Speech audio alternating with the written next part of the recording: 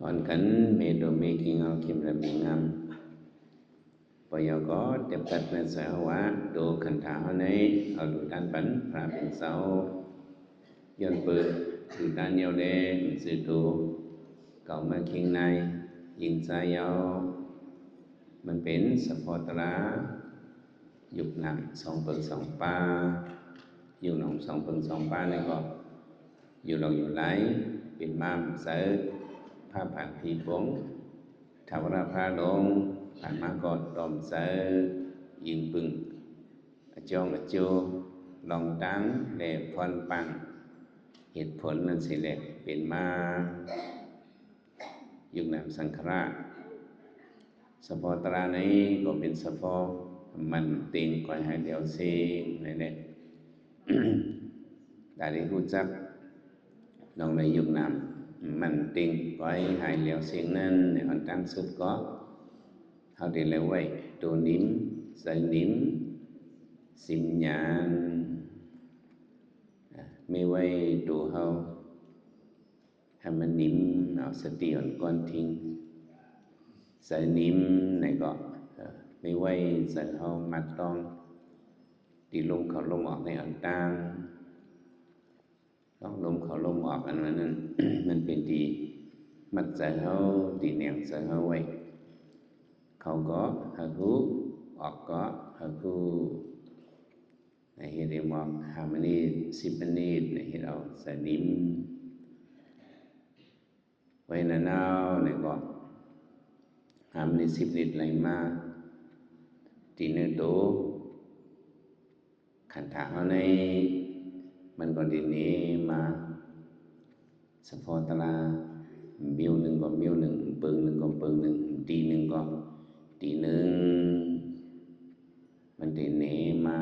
แหลกลายเห็นนี้มาลงปฏิทินมันได้แหลกลายเสียนี้มาลองดูแล้วแหลกลายมัน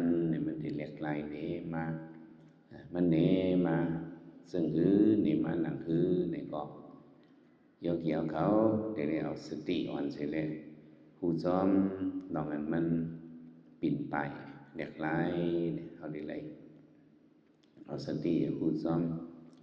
ซ้ำนางมายุบนำสังฆราชอัมมันำติงก้อยหายเหลียวเสียงเป็นลู่ๆนะให้พ่อหู้เอาสติอ่อนนี่แหละเปิดตุยซ้อมตีหนึ่งก็ตีหนึ่งมันจะเนมาสำหรับอันมันเนมานั่นในก็เขาได้แล้วสติอ่อนในหู้ซ้อมมันเปลี่ยนมาก็เปลี่ยนมาตาสังเนี่ยเป็นมาตามมันเตขึ้นรู้แล้วแหลกลายกว่ามันขึ้นเสียเมียวเนี่ยมันได้เนมาอันมันเนมานั้นเอาโยกีได้แล้วเอาสติสิแหละหู้ซ้อมเอาสติอ่อนนี่แหละหู้ซ้อมติ๊กๆก็เปลี่ยนมาอันเปลี่ยนมานั้นเขาเฮ็ดเอากลมสึกมันเปลี่ยนมาซ้ำเฉพาะสภาวะมันทั้งมันตั้งมันเป็นเฉพาะอนัตตาข้างนี้ปัญมาเอาได้แล้วสติอ่อนนี่แหละเปิดหู้ซ้อมการตลาเนี่ยก็เป็นการสตินำนาเอาสติอ่อนนาสตินั้นมันมีเมื่อตาดีหรือนั้นมีเสียปอก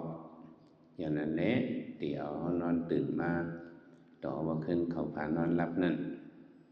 เขาได้เลยเอาสติคือความผู้จอมติดตัวเขาตั้งกว่าตั้งไปเขาลองอยู่ลองเศร้าเขามานั่งอยากกันตลาเนี่ยก็เอาสติอ่อนเออยากตัวนิ่มใส่นิ่มนั่นที่ได้เอาสติอ่อนเนี่ยก้อนทิ้งก็ยังเกาะสตินี้เป็นเปิงหลงมันพอไว้สติอย่าเอาใส่ด้วยเนี่ยตลาดเรื่องลำกำผี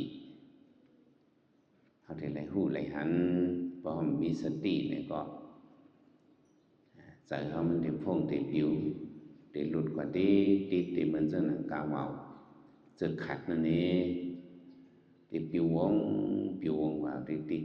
อย่างไรมันเป็นเส้นนั้น เขาได้แล้วสติของเขาเหมือนจะกล่าวว่านั้นเขาได้แล้วตื่นไว้นองไว้ที่ไปบรรลุผัดไก่ขึ้นมาสติหูซ้อมคมดิดๆลอดๆไต่ลอมๆเหลี่ยมๆมันเยียบๆดิดทิดๆทอดๆเกียนจีจิตจดๆอ่อนซื่อใ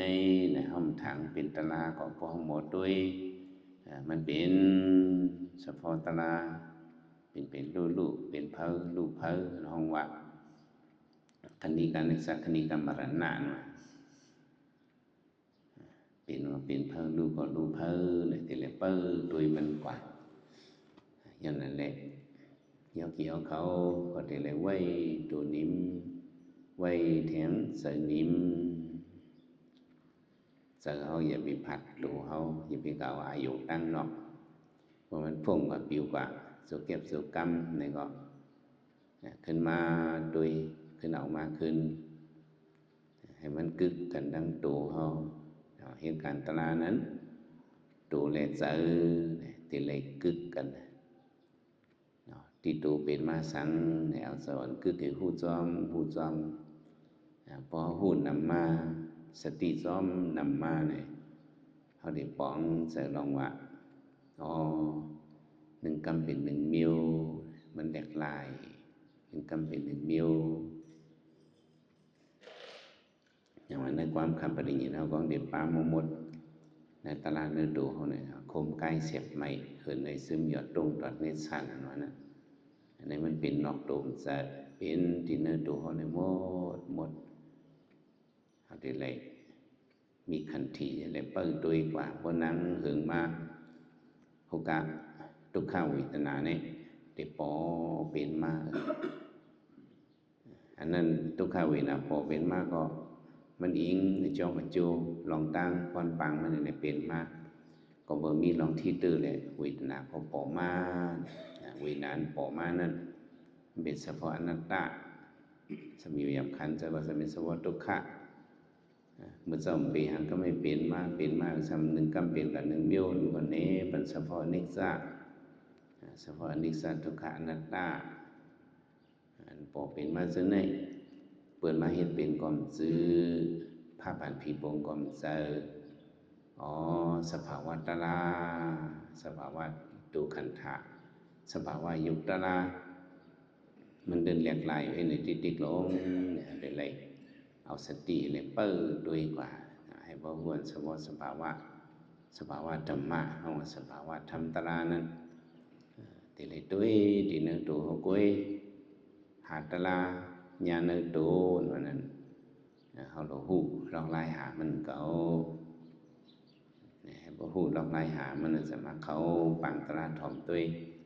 ตลาสอนการดีๆงามเปิดลงมันได้ทิ้งตัวพอทิ้งตัวยังก็ทิ้งเสือพอทิ้งเสือยังก็เอาหยาดเอาเปิดด้วยตัวขันธาเอาแหลกลายเนาะมันได้ไม่มากัดกว่าห้าคบขึ้นมาห้าขึ้นหายกว่าอยู่ห้ามันเจ็บอยู่นั่นเลยก็เจ็บเหมือนในปักเหลียวเปลือกเหลียวที่ดิกห้าอันเจ็บนั่นมีลองหรือมายอมกว่าอยู่ห้ามีลองแหลกลายกว่าห้าเขาเรียกอะไรหู้จังไหนบ่หู้จังไหนมานำหู้นำมาติ๊กอ๋อน้องว่ามันคือเหมือนนั้นเสยเตห้อยเขาได้ป้องเสยกว่าอย่างแบบนั้นเกี่ยวเขาสึกไว้ตัวนิ่มเสยนิ่มสิมหยันเสวันกันขัดเสยกันตราพักมันกว่าสิกรรม